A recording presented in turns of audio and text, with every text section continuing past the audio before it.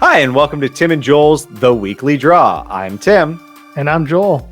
And this week we're talking about NXT TakeOver 31. Joel, on a scale of X-Pac to T-Bar, how do you think TakeOver is going to be? But what is with you in these questions? What? What about it? X-Pac or T-Bar? Perfect. Perfect scale. You know who's the bottom and you know who's on top. Okay, so my answer is then Slapjack. Coward. You're a coward. That right? I didn't get it right. That's the safest possible answer you could have given.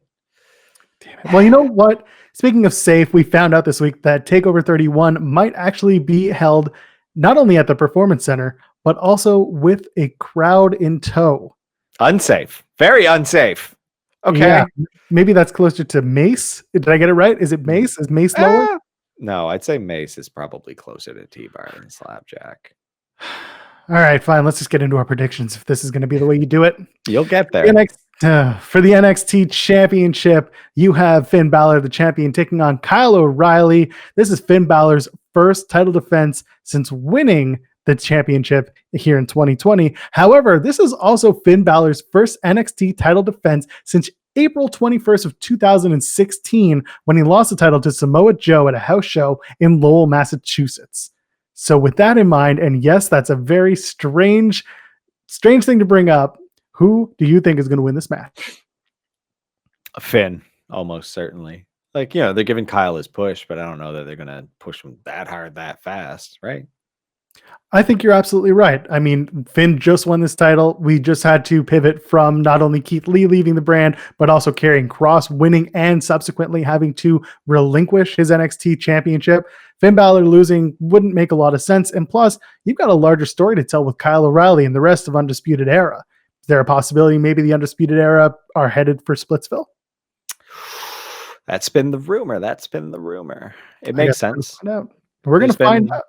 They've kind of dipped their toes in the water for that story a little bit. So I like the slow burn on it. We'll see it take over 31. Moving on to the NXT Women's Championship match, you have champion Io Shirai taking on Candice LeRae, the challenger. For Io Shirai, this is her fourth championship title defense. She defeated Charlotte and Rhea Ripley at In Your House back in June. And then this might be the third time being the charm for Candice LeRae, as she qualified this time by taking out Tegan Nox and winning the Battle Royal to get her match. So Tim, who is going to win this match? Ooh, honestly, this one for me could be a coin toss. There's a couple of different directions you could go with it. If Io loses, she could get drafted, right? Because that's coming up. Ultimately, you could go with like a Candice Johnny win. Like, we'll talk about the North American title match later, but like the two of them holding championships could be interesting. The Gargano way and all, and obnoxious, awful, hilarious, but very entertaining. I would enjoy watching that if that were the case. My gut tells me Io is going to win, but honestly, all bets are off. No idea. I am going to say that the third time is the charm for Candice LeRae, and she will walk out with the Women's Championship at TakeOver 31. Moving on to the North American Championship, we have the champion Damian Priest taking on Johnny Gargano. Gargano looking for his second North American Championship. He might want a longer championship reign than his last one, which lasted 4 days. And for Damian Priest, this is his second North American Championship defense, the first championship defense, taking on Timothy Thatcher. Thatcher, who isn't really good at winning matches in NXT. With that in mind, between Gargano and Priest, who you got, Tim? Priest.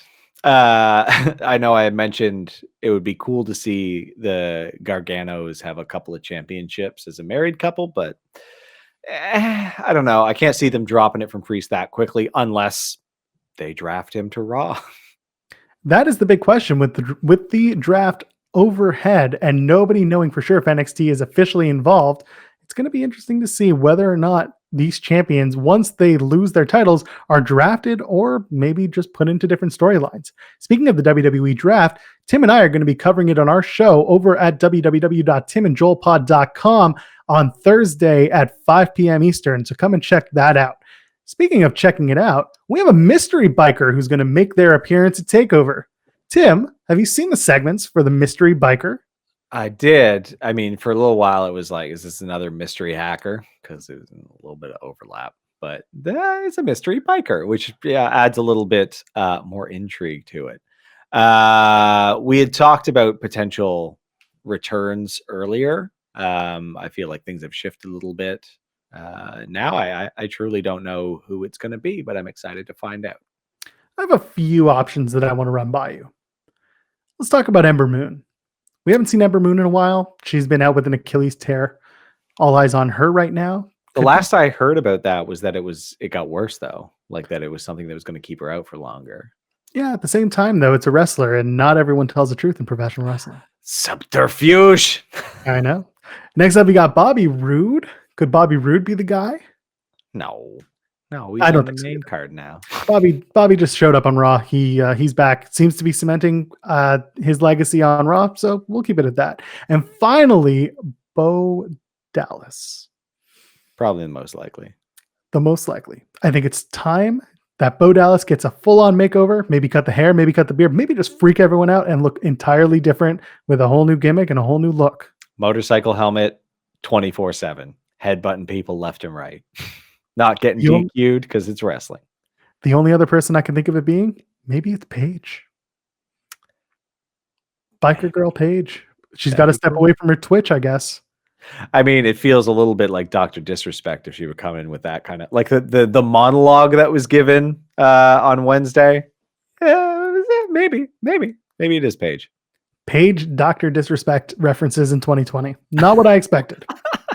Let's move on with the matches. We have a singles match. It's Kushida taking on the Velveteen Dream. It's a new look. It's a mean Kushida. Let him rip some arms off, and I think we're going to say that it's Kushida who's going to take the win here. It damn well better be. That's all I need to hear. The NXT Cruiserweight Championship is on the line as Santos Escobar is the champion, takes on Isaiah Swerve Scott. For Escobar, this is his second Cruiserweight Championship title defense. He defeated Isaiah Scott for his first championship defense. And would you believe it, for Isaiah Swerve Scott, this is his fifth title shot since December of 2019. That seems wild to me. Well, he had a whole bunch of series with Angel Garza before he was called up to Raw. I think it's time to give Swerve the title based on that alone. He could carry it 100%. They'd have to, like, what I'm curious about is what did they do then with Santos Escobar and Legado del Fantasma for that? I mean, why not have Escobar with some North American dreams? He can meet up with Damian Priest for that North American Championship. It'd be a fire match. And Fantasma, Legado del Fantasma, for the tag team championships, doesn't need to include Escobar. He can just run that stable. The three of them could hold their titles. Yeah. I mean, it does feel weird to move like a recent loser like for a title to another title match. Like that seems so odd to me. I'm going to remind you again about Timothy Thatcher.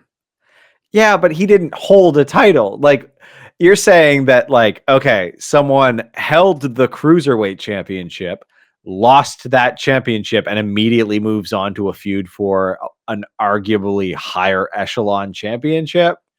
I'm not saying that he's immediately going to go for that North American Championship. I think he's going to win a few matches outside of the 205 weight class that gets him into the North American Championship range, because Santos Escobar does not look like your typical cruiserweight. No. Adam Cole and Santos Escobar standing side by side would look like an NXT Championship match as much as it would look like a 205 live match. Fair. Okay. So with all that in mind, that is the TakeOver 31 card. You can catch it on the WWE Network this Sunday at 7 p.m. Kickoff show at 6 o'clock on the Eastern time zone. You can catch us at Tim and Joel Pod. You can find us online at www.timandjoelpod.com. And you can find us on Twitch now, twitch.tv/Tim and Joel Pod. Tim, enjoy your wrestling.